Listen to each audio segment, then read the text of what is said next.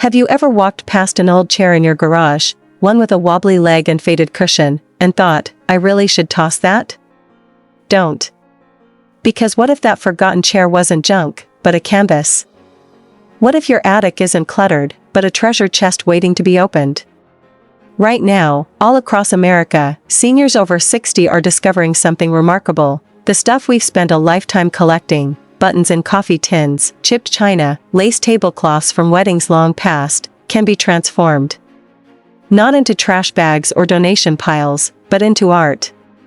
Into gifts. Into beauty. That cracked teacup? It could cradle succulents on your kitchen windowsill. Those yellowing sheet music pages? They make stunning decoupage for old wooden boxes. And the quilt your mother started but never finished? It might just become your living room centerpiece. You're not too old to reimagine what surrounds you. In fact, you might be just wise enough to see the potential in what others overlook. So, let me ask. What story could your clutter tell, if you gave it new life? And if you've ever kept something just in case, maybe today is that case. Hit that like button if this feels familiar, because you're not the only one who's ever hesitated at the edge of a trash bag, wondering if maybe, just maybe, there's more to the story. My name's Elfrida June. I'm 76, and for most of my life, I kept everything. I'm not talking about just photos or keepsakes. I mean linens with worn corners, chipped teacups, my husband's rusted tools, even greeting cards from people I haven't spoken to in 20 years. There were boxes in the hall closet I hadn't opened since Reagan was president. But every item held a thread of memory. The lace tablecloth from our first Thanksgiving. A broken clock that used to hang in the workshop, still stuck at 417. Walter's garden gloves, worn through at the fingers, but still holding the shape of his hands. I wasn't hoarding things. I was holding on to him. To us. And somehow, letting any of it go felt like erasing the evidence that we were ever here. My kids would say, Mom, you don't need all this stuff. But they didn't get it. Because to them, it was clutter. To me? It was my life, spread out in boxes. I remember one afternoon, standing in the doorway of the guest room. You couldn't see the bed anymore, just piles of fabric, frames, old catalogs, and a dusty suitcase filled with my mother's scarves. And I thought to myself, everything in this room mattered once, but I have no space for what could matter next. Then something unexpected happened. My friend Muriel dropped by with chamomile tea and a magazine she thought I'd like. It was one of those niche senior magazines, the kind with real people on the cover and titles like Retire Creatively or Second Act Living. Inside was a story about a 74-year-old woman who took her late husband's shirts and turned them into patchwork tote bags. She said upcycling helped her grieve and grow. I read that article 3 times before bed that night. And something in me unlocked. I didn't want to throw things away. But maybe I could give them a new kind of life. So I got up. I opened the closet. And I whispered to the pile of things I'd been avoiding for years. What if you're not junk? What if you're waiting for your next purpose? That was the beginning of everything. I'll never forget the first piece I made. It wasn't planned. I was weeding the back garden when I spotted one of Walter's old walking sticks leaning by the shed. The handle was cracked, and the varnish had peeled off long ago. But the shape, smooth, curved, familiar, still felt like him. I don't know what came over me. I grabbed some leftover paint from the garage, wrote rosemary down the shaft, and stuck it next to my herb patch. Suddenly, his cane wasn't a sad reminder anymore. It was helping things grow. That moment flipped something in my brain. I stopped seeing clutter as a burden, and started seeing it as material. A chipped saucer? I broke it into little pieces and glued them into a mosaic pattern around an old bird feeder. When the light hit it just right, it sparkled like stained glass. That basket of tangled jewelry I hadn't worn in a decade? I turned it into wind chimes. One of them still sings every time the Oregon breeze rolls in. And that dented mailbox we never used? It's now a flower box hanging by my kitchen window, bursting with lavender. None of it was perfect. Some projects flopped completely. I got glue in places glue shouldn't go. I burned a fingertip.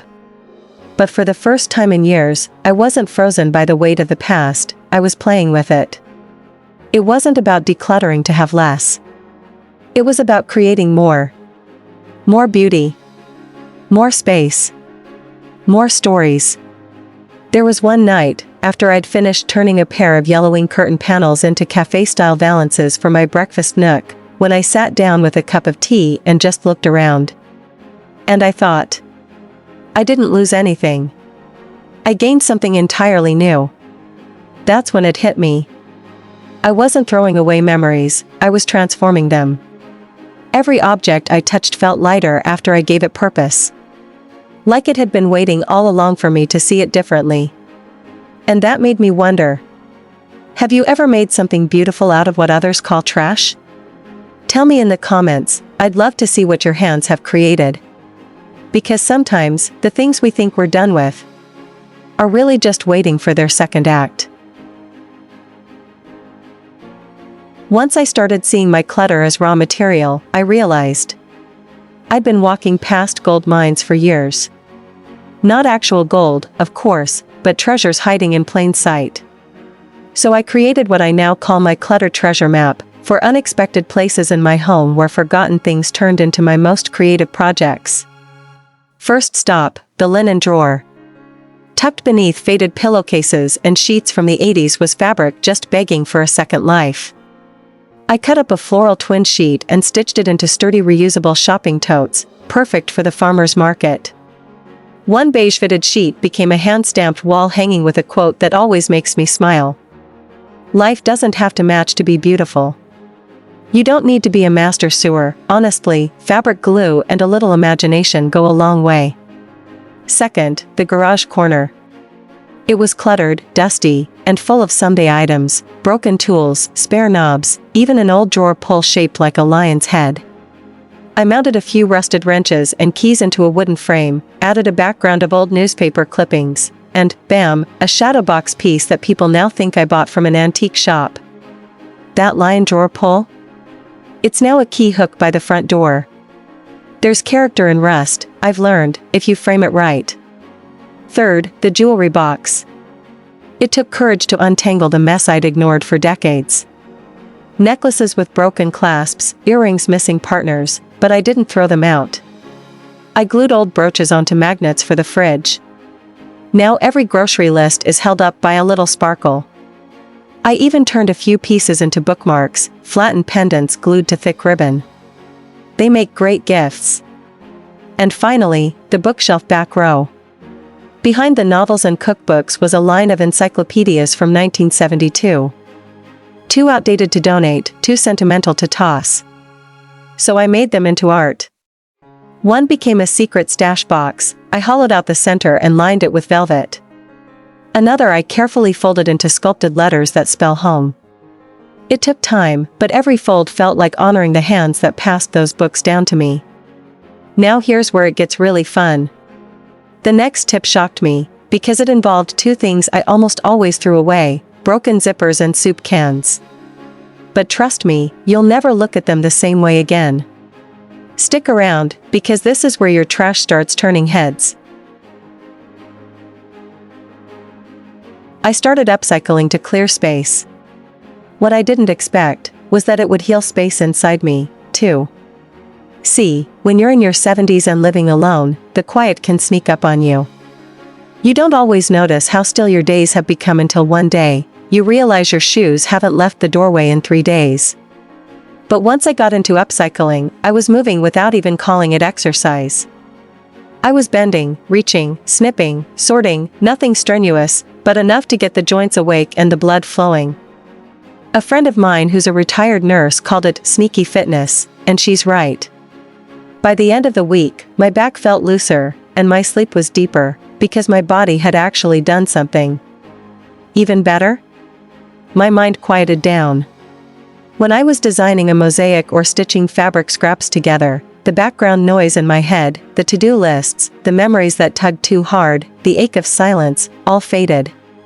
There's something meditative about creating with your hands. It doesn't ask you to forget your troubles, just to put them down for a while. And then there was something I never saw coming: people.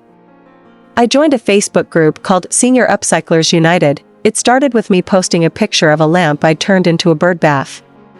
The next morning, I woke up to 47 comments.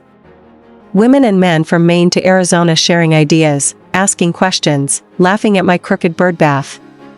It felt like being back in a classroom again, only now we were all students, learning from each other. One woman from Michigan messaged me and said, "I've never met anyone in real life who gets this, but you do." That's when I realized I wasn't just saving objects. I was saving my sense of belonging. In fact, the VA released a report in 2024 that named crafting and repurposing as one of the top therapeutic activities for older adults, especially for veterans and seniors managing loneliness or mild depression. It wasn't just a hobby. It was a quiet kind of medicine. And here's something even more surprising. There's a growing movement on TikTok and Etsy called Silver Crafters. It's led by seniors who film themselves turning trash into art. You wouldn't believe how many followers some of them have: 100,000, 250,000, just for showing their hands piecing together magic from scraps.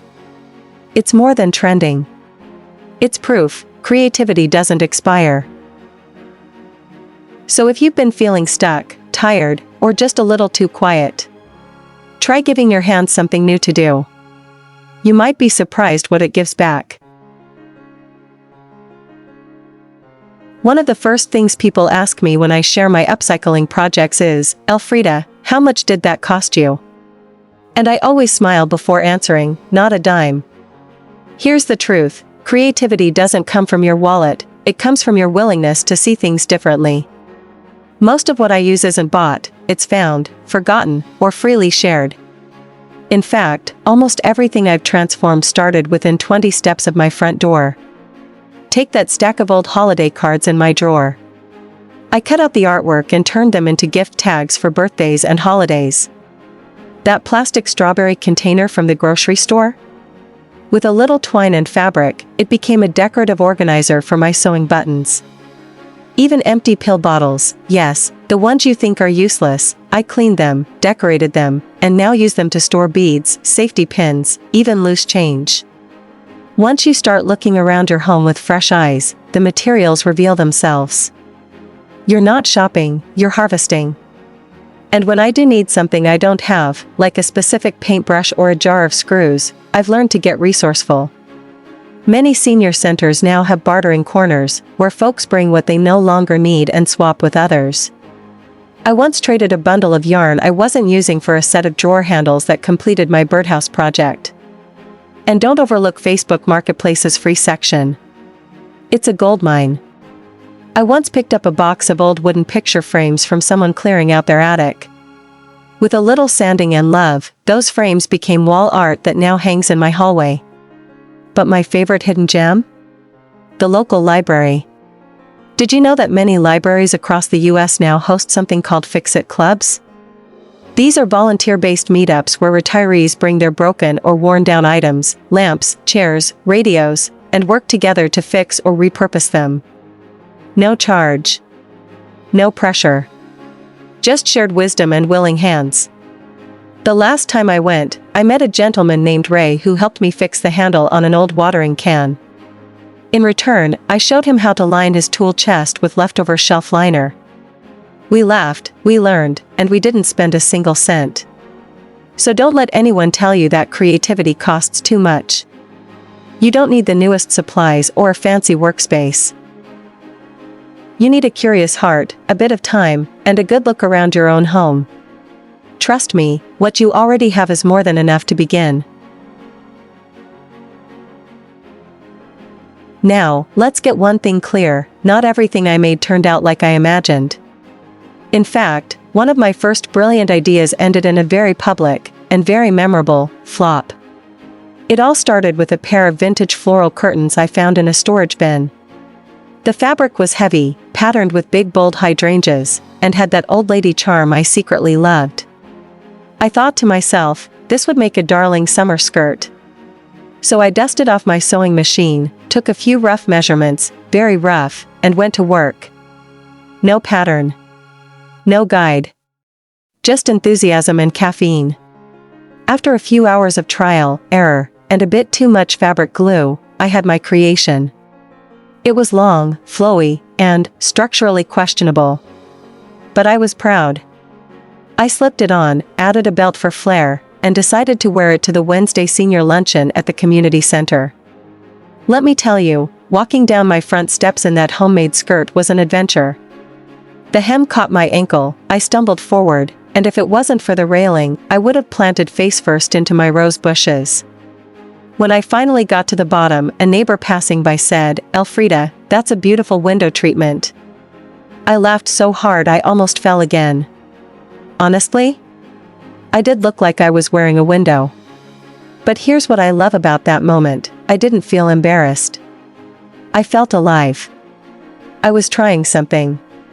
Playing. Creating.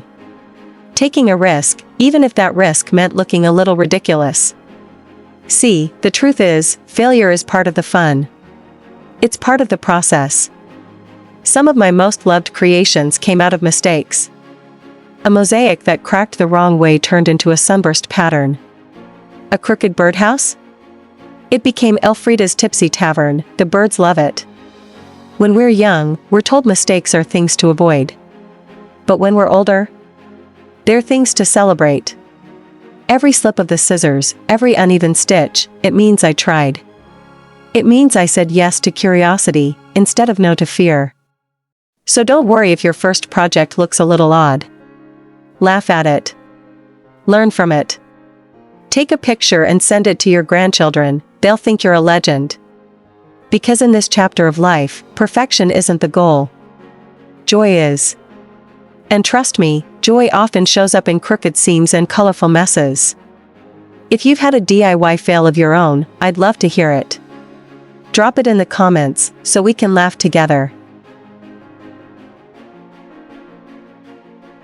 One afternoon, after months of upcycling and transforming the clutter in my home, I looked around and realized something surprising. I had a lot of beautiful things I had no use for, but others might. I had been selling a few pieces here and there on Facebook Marketplace, and then I thought, why not give this a bigger shot? So, on a whim, I decided to rent a booth at the local weekend flea market. At first, I wasn't sure what to expect. It was a little intimidating, me, a 76-year-old woman, setting up beside folks who seemed like seasoned professionals with their polished displays and fancy signage. But I didn't care. I just set up a small table with my bird feeders, mosaic frames, a few handmade tote bags, and an old wooden chair I had reupholstered. I priced things low, $10 here, $20 there. Nothing big, nothing fancy, just a way to pass the time and see if anyone would bite. To my surprise, people did bite. I sold the bird feeders and a couple of the tote bags within the first few hours. A grandmother bought one of the reupholstered chairs for her granddaughter's nursery. A young couple loved my hand-painted flower pots. Every time I handed over an item, I felt a little rush of joy, not just from the sale, but from the fact that something I thought was useless, trash, had turned into treasure for someone else. By the end of that first weekend, I had made enough money to cover a road trip I'd always dreamed of.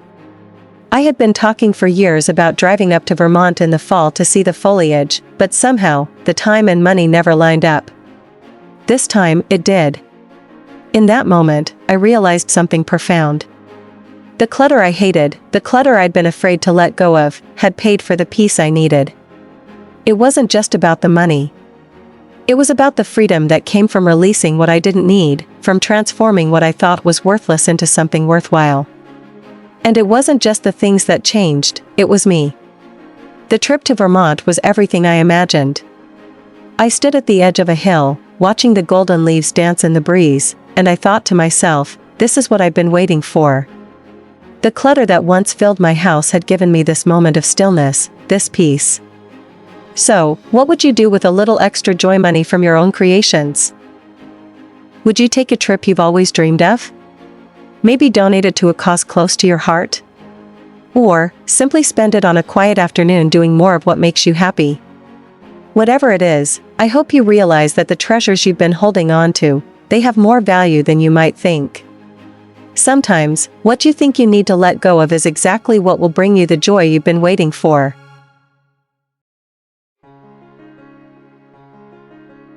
If there's one thing I've learned through all of this, it's this. You're not too old to start something beautiful. I know there are voices out there, quiet ones, or maybe loud ones, that whisper things like, "Why start now? You've had your time.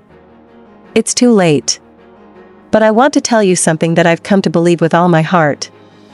That is a lie.